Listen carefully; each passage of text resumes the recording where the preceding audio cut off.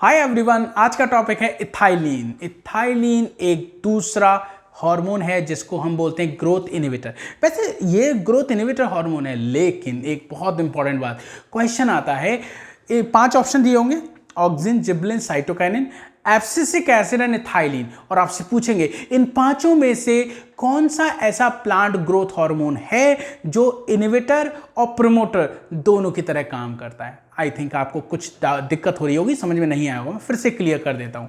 PGR बोले तो plant growth regulators.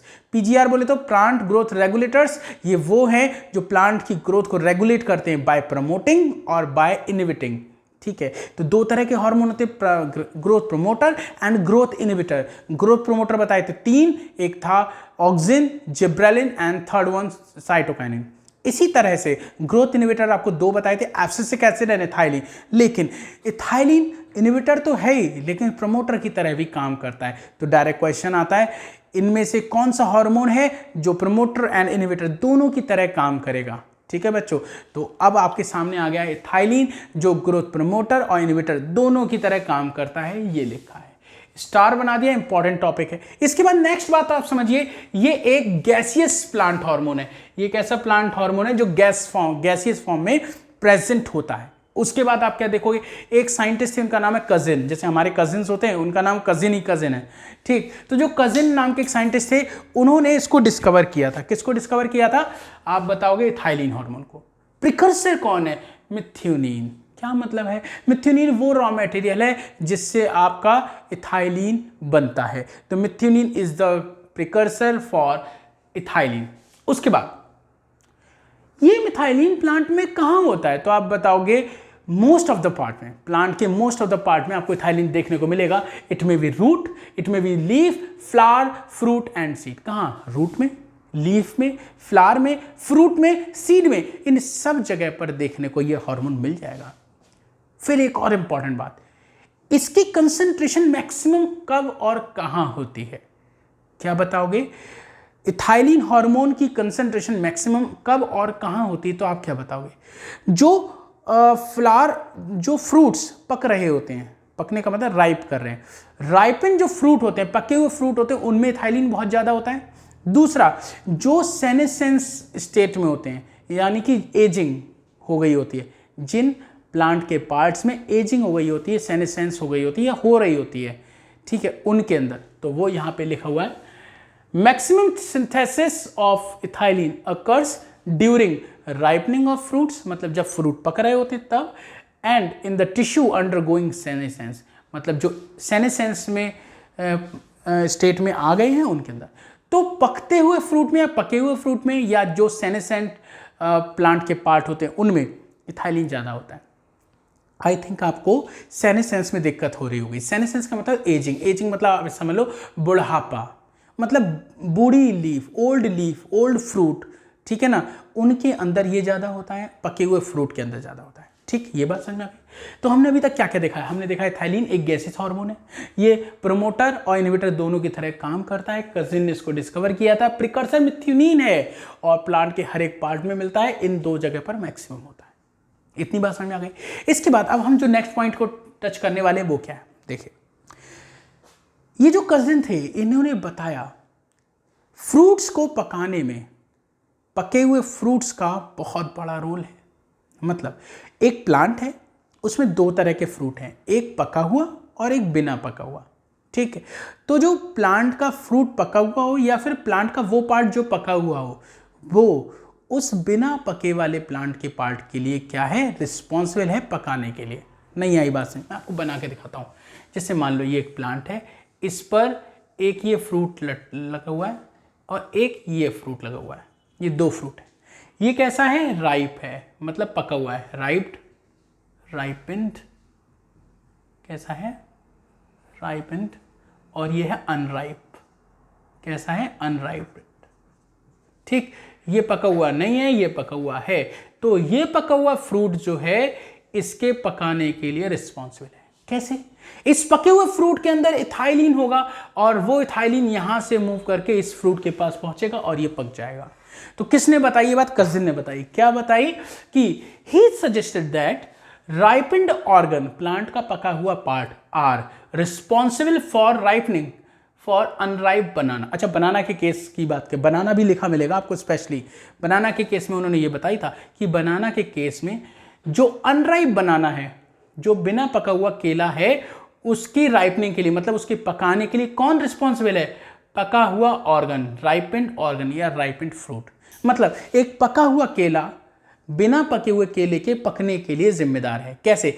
बिना, जो पका हुआ केला उसमें थाइलिन है और वो बिना पके हुए केले के अंदर जाएगा और उसको पका देगा, राइपेंड करेगा, राइपनिंग। समझ में आ गई बात? ठीक है, अब आगे देखते हैं। तो ये तो हमने बताया थाइलिन के बारे में। हम फंक्शंस की बात करेंगे। देखिए बहुत इंपॉर्टेंट पहला फंक्शन, फ्रूट राइपनिंग। क्वेश्चन आता है फलों को पकाने के लिए, फ्रूट राइपनिंग के लिए कौन सा गैसियस हार्मोन जिम्मेदार है? तो आप बताओगे इथाइलिन एक गैसियस हार्मोन है जो इसके लिए रिस्पॉन्सिबल है। या पूछा हो कौन सा PGR, plant growth regulator responsible, तो आंसर होगा इथाइलिन। दूसरा, stimulate senescence and abscission of leaf. Senescence का मतलब क्या था? एजिंग, मतलब लीफ का बुढ़ा हो जाना, बूढ़ा हो जाना, ओल्ड लीफ। तो एजिंग के लिए रिस्पॉन्सिबल कौन है? इथाइलिन। इथाइलिन प्लांट के पार्ट में एजिंग कराता है। दूसरा, एब्सिशन ऑफ लीफ, और जब उनकी एज हो जाए तो वो पेड़ से गिर जाएंगे। एब्सिशन मतलब लीफ का गिर जाना, फॉलिंग ऑफ लीफ। देखो एक पेड़ है, उस पर लीफ है, लीफ बूढ़ी हो गई, इसकी एज पूरी हो गई, वो पेड़ से नीचे गिर जाएगी। तो उसकी सेनेसेंस मतलब एजिंग और एब्सिशन मतलब फॉलिंग ऑफ लीव्स के लिए कौन रिस्पॉन्सिबल है? इथाइलिन।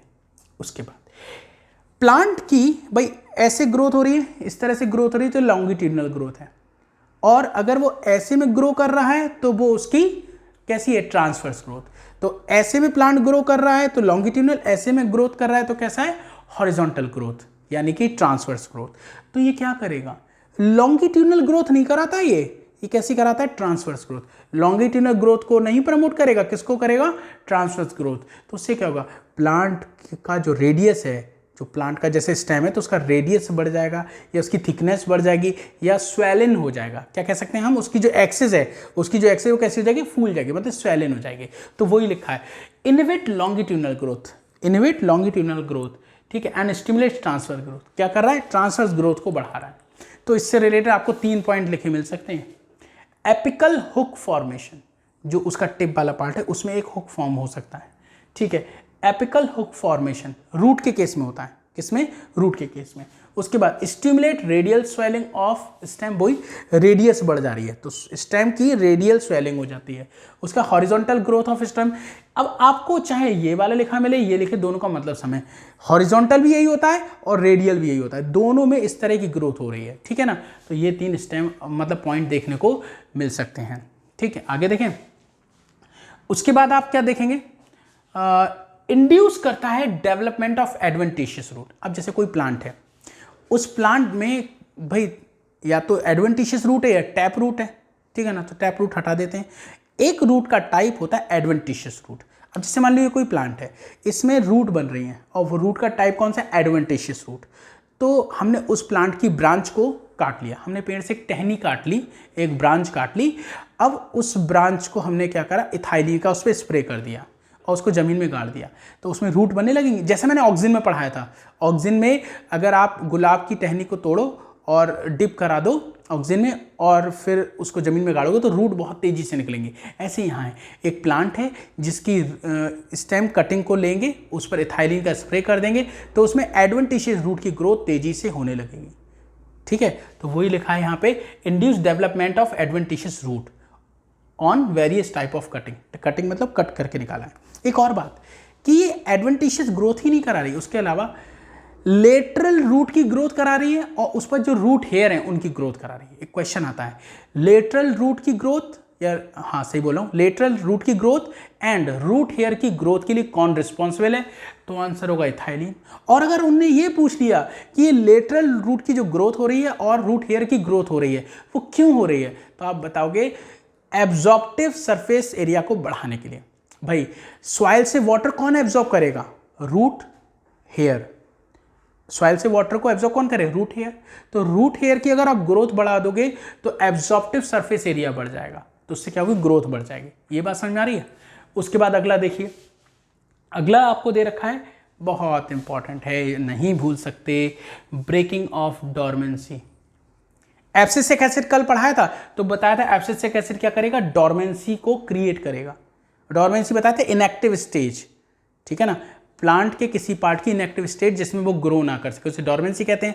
और ये डोरमेंसी को ब्रेक कर रहा है, इसीलिए तो मैं कह रहा हूं ये प्रमोटर की तरह भी काम कर रहा है, जबकि है कौन, इनहिबिटर। उसके बाद फ्लावरिंग एंड सिंक्रोनाइजिंग, ये वाला पॉइंट आप नहीं भूल सकते, बिल्कुल नहीं भूल सकते, याद रखना है। पाइनएप्पल का केस सीधे सीधे आता है। जो पाइनएप्पल का प्लांट होता है उसमें फ्लावरिंग और उसके फ्रूट की सिंक्रोनाइजिंग कौन कराएगा, इथाइलिन। इथाइलिन किसके लिए रिस्पॉन्सिबल है पाइनएप्पल में, ये पूछेंगे तो आप बताओगे flowering and synchronising of fruit setup, ये लाइन याद रखनी है। उसके बाद मैंगो का जो प्लांट है ये भी इंपॉर्टेंट है। मैंगो में फ्लावरिंग को तेजी से बढ़ाने के लिए कौन रिस्पॉन्सिबल है, इथाइलिन।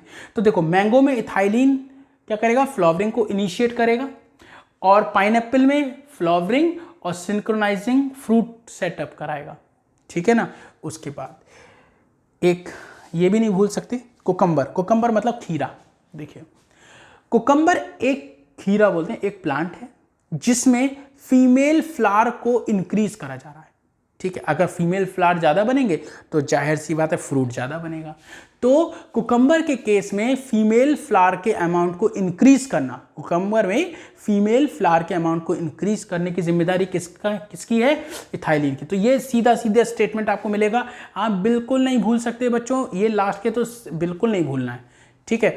तो एक केस है पाइनएप्पल का, एक है मैंगो का, एक है कुकम्बर का, फीमेल फ्लावर वाला। फीमेल फ्लावर अगर ऑप्शन में लिखा हो तो लिखा होगा फेमिनाइजेशन, ठीक है, या फीमेलनेस, फीमेल ज़्यादा हो रहे हैं तो फीमेलनेस भी लिख सकते हैं, फेमिनाइन मतलब फीमेल। अब लास्ट बचा है एपिनास्टी। एपिनास्टी क्या है, इथाइलिन अगर ज़्यादा स्प्रे हम कर देते हैं तो इथाइलिन के केस में drooping of leaf and flowers हो जाते हैं।